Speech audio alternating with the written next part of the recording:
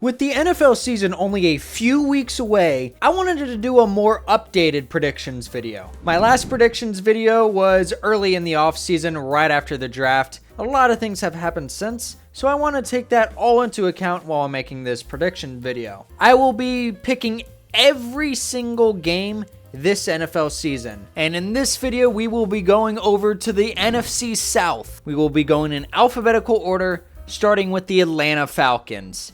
Week 1, they get the W, but the next 2 weeks don't go so well. I have them losing to the Vikings and the Panthers, but they managed to upset the Commanders. 2-2 going into the bye, fairly realistic, even if it's not these games in this particular order, but they lose to the Bills. All right, I think the Bills are Super Bowl contenders, the Falcons are not. And they lose to the other red team. Well, there's a lot of red teams, but they lose to the 49ers.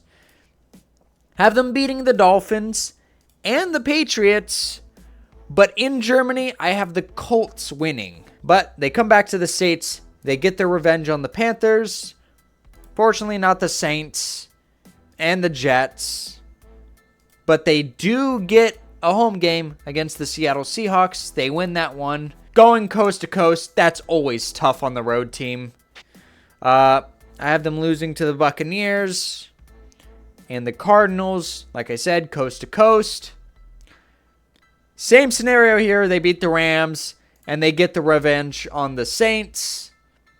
They finish 8-9. Respectable record. Not sure it's where you want to be. Look, I just have some problems with this team. The offensive line, they lost some talent there, especially at center. Michael Penix, yeah, the stats say he looks good at the end of the year. We will see if he can convert that to an entire season. I'm just not super convinced at the moment, but I do like what they have on offense. Bijan's great. Drake London's great. We'll see if Kyle Pitts can ever put his talent to use. It's tough, you know? I'm still not there on their defense. They did add to their defense. I'm not super convinced about Jalen Walker. James Pierce, I think, will be good. Jalen Walker, I don't know about him. We'll see. The main thing riding on this record is Michael Penix. I am not convinced Michael Penix is that great of a quarterback. I think he's startable. In my mind, he's just kind of middle of the road. Maybe he can differentiate himself a little bit, have a great season. If he has a great season, Falcons can easily get 10+ wins. It's the NFC South, and their schedule is not that difficult. Like in many other teams, I think with this schedule, double-digit wins is 100% a possibility. I'm just not sold on Michael Penix. And if I'm not sold on a team's quarterback, I'm not going to give that many wins. So 8-9 for now. We'll see if they can prove me wrong. Next up, we have the Carolina Panthers.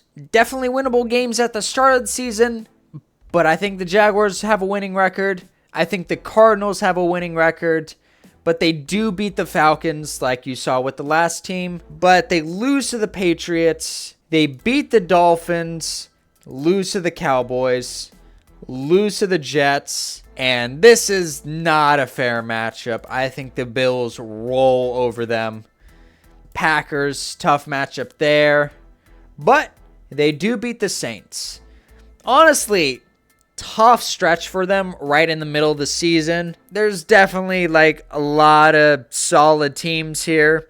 I just am not super convinced about the Panthers right now. Going into week 12, road game to San Francisco. I'd be surprised if they can pull this upset on Monday Night Football. Coast to coast, but I'm going to favor the Rams here. I think the Rams are a significantly better team. And going into the bye, they're sitting at 3-10. I think if the Panthers have that bad of a record going into the bye, Dave Canales will be on the hot seat, if not fired. We'll see how patient Mike Tepper is. But I think they sweep the Saints. Unfortunately, they lose to the Buccaneers. They beat the Seahawks. And they come back and beat the Buccaneers. So they finish the season 6-11. There are some winnable games. However, I'm not super convinced with the Panthers offense. Training camp reports have not been glowing. Bryce Young has not looked all that great in preseason. The defense doesn't look very good. maybe there's some improvement over last season, but I just don't see it with the Panthers, to be honest. Yeah, Bryce Young had a good end to last season, but he's just going to have to show consistency. If he can show some flashes, maybe you can, like, give him one more year, but if he plays bad again, it's probably the end of his NFL career. This is very close to a make or break year for Bryce Young, if not already. Next up, we have the Saints, and they are in for a rough season. Starting off 0-2, 0-3, 0-4, 0-5, 0-6, 0-7, 0-8, 0-9, 0-10,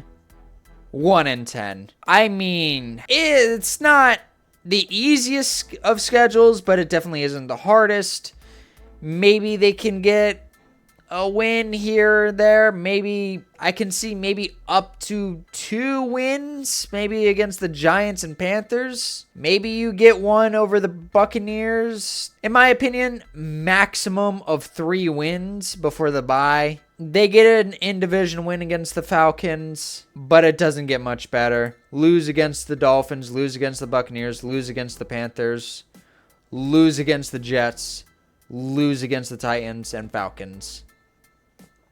1-16 is a rough season. I will admit this is definitely a low-end prediction, but it's going to be hard to convince me that the Saints are going to get any more than 5 wins this year. That quarterback room is a mess. I don't think either option is good. They have an aging Alvin Kamara, but I think he should still be productive. Receivers, they're always hurt. I mean, if they're healthy, they're definitely good, but I'm not sure they stay healthy. The offensive line is not good. The defense is old, and I just don't think they're very good. Like, every unit on this team, there are significant issues with. And even with a relatively easy schedule, I don't see it with the Saints. And honestly, I think this is a best case scenario for the Saints because they would be picking at the top of next year's draft, which would hopefully allow them to pick a franchise quarterback. My only hope is they don't give up on Kellen Moore after this kind of season. I hope they understand this is a multi-year rebuild and they need to keep Kellen Moore around. This is kind of the reason why nobody wanted this job to begin with. This team is going to suck. I may be pessimistic, but am I unrealistic? And for the last team in the NFC South, we have the Tampa Bay Buccaneers. Defending division champs, start off with a loss to the Falcons, but they beat the Texans, beat the Jets. Unfortunately, they will lose to the Eagles and the Seahawks. But with the travel time, they can beat the 49ers. Not so much the Lions, but I don't think these teams are too far apart, and this can go either way.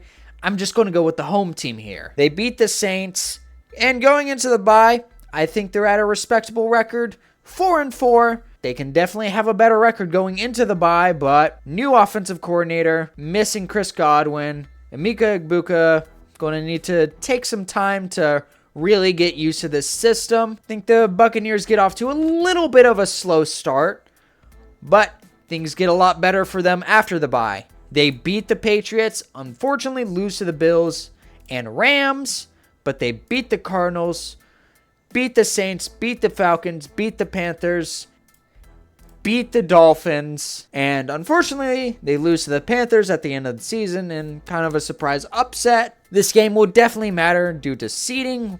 However, they still win the division, 10-7. Solid record. I mean, it's fair to expect some offensive regression, but I mean, they've been pretty lucky with their offensive coordinators so far. So I'm not expecting like 11, 12 wins, but I don't really expect them to fall off to like 7 wins. They definitely have a lot of talent. We'll see if Tristan Wirfs can be healthy this year. Hopefully by around like week 2, week 3, he's ready to go. So they definitely need him. That might contribute to some early season struggles. We'll see. But I do think the Buccaneers should be the favorites to win the NFC South. We'll see if something surprises me. But now moving over to the standings.